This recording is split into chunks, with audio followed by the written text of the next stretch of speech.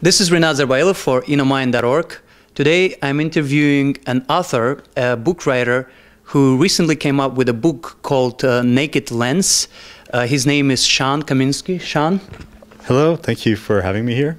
How are you today? I'm doing very well. Thank All you. right. Yeah. Now, briefly describe what is this book about and what inspired you?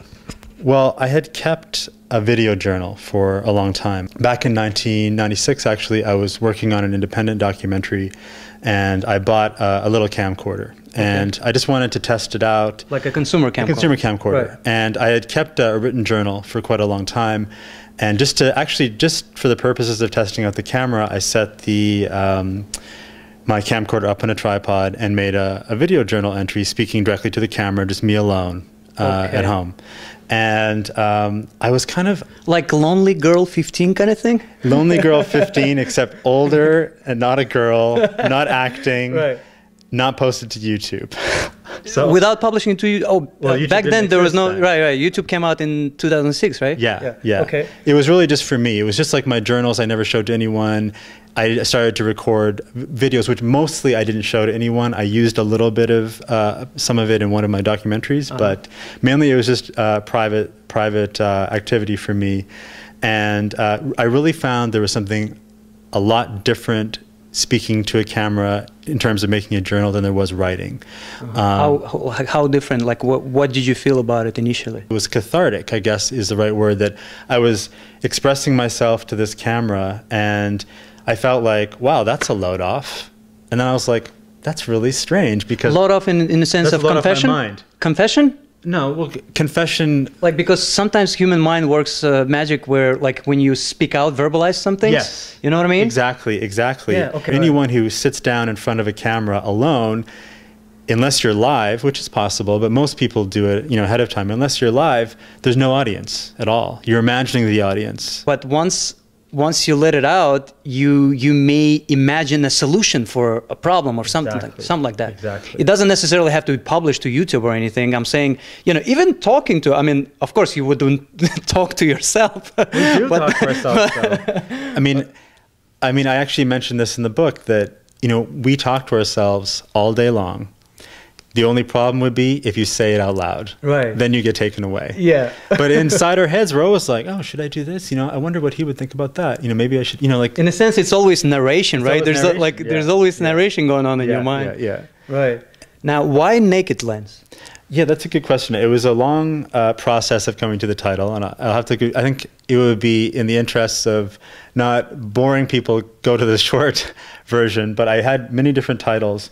The reason I ended up going with Naked Lens is for a couple of reasons. I mean, one, when you look at a lens, it has a very austere quality. It's just this little piece of glass and plastic, and in a way, it's naked until you give it something, until you put your thoughts out there, your images, and then dress it. You dress it, yeah. Okay. And at the same time, sitting in front of a camera, you can feel very exposed. You can feel a sense of nakedness in that moment where you're, talking to the camera. So that's where I came up with the title. So what's in the book, in a sense? Like, what do you talk about? What are the things that you cover in the book? Well, first, and why you wrote the book? I feel we're at a really exciting time. I mean, YouTube's been around for a few years and video has exploded, but honestly, I feel we're just at the beginning of what will happen in society in terms of how much we use video. Cameras are cheap. YouTube is growing. There's all sorts of reasons why we might want to use video. Colleges are now asking for video applications. I think that it's going to become more and more important to be comfortable on camera and to be able to express yourself on camera. So this book looks at it from the point of view that the way to find your own unique self-expression is to engage with the camera, possibly privately at first. Is it an instruction? Like in some ways, I get excited about the technical side, but the book is very non-technical. There's been a lot of books written on video blogging, the technical side. What angle do you approach? The book begins with a basic overview of where we are now. It talks about different ways that video can be used and ways that people aren't maybe looking at. And it goes through a number of different exercises in all sorts of different ways to use video to increase creativity, to increase mindfulness, learning how to silence the internal critic, create your own style, on-camera movement, connecting to an audience, developing your authentic voice.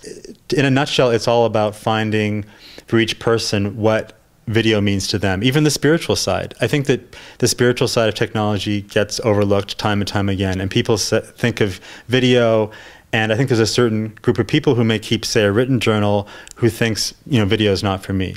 But the technical side is very easy now. You don't need to know, you just need to turn it on pretty much to make a video blog or a video journal. And beyond that, what else does it mean? Like, who knows what else? We can invent it for ourselves. Each person can invent what it means for him or herself. And I think there's huge potential not only for self-growth, but for the way we connect on the planet, for social change, social justice. I mean, there's no limit to the way that we can use it to connect with other people and to connect with ourselves. Do you find nowadays teenage kind of group selfish? Now that video is out and, everyone's like, oh, let me be in front of the camera. Oh, there's another camera. Let me be in front of this one. You know what I mean? Like, what's your take on evolution of, youth and the way they observe the world now that there is video? Are they more selfish, or, what does video give them in regards to, society and things of that nature? I think when we become disconnected from our own truth and our own voice and try and be like someone or something we see in the media, then it can become narcissistic. But I think that when you reclaim video for yourself and use it as a tool, say, for self-exploration or for creativity, that there's nothing narcissistic about being uncomfortable on camera, and I think it's going to become more important. So I think it's really about the approach. And I think narcissism means you don't feel comfortable with yourself. Like, if I need every camera to see me and it's like, hey, look, then what inner need what's not getting fulfilled that I need to do that? There's a void, you saying? A void, yeah. Not a Star Trek void, but a void. Right, emptiness. Yeah. And if it wasn't for the camera, then maybe you would do something else. So I don't think that cameras cause narcissism. I think that they show what's going on, but I don't think they're the cause of narcissism, personally. Where is the book available? The book is available online, Amazon.com, Barnes & Noble, and it's available in the United Kingdom, France, US, Canada. Everywhere in the world. And who is your primary audience for this book? I would say that, it's naturally going to attract some people who already keep video blogs, but I'm really hoping that it reaches an audience that would think, I would never want to make a video journal or video blog. Someone who maybe keeps a written journal, someone who has never used video but is curious. I'm hoping that it taps into the group of people who have sort of thought, oh, that's not for me. Is there anything else you want to tell us?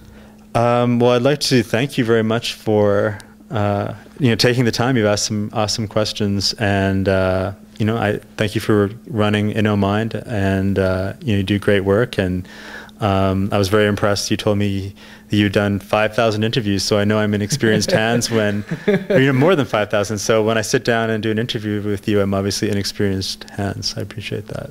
Sean, thank you so much. I truly appreciate your kind words. I want to wish you great success with the book and perhaps another edition. And you are contributing to the world of video publishing, creating video, editing, but you have a very niche and unique kind of a look to it, and I believe it's necessary.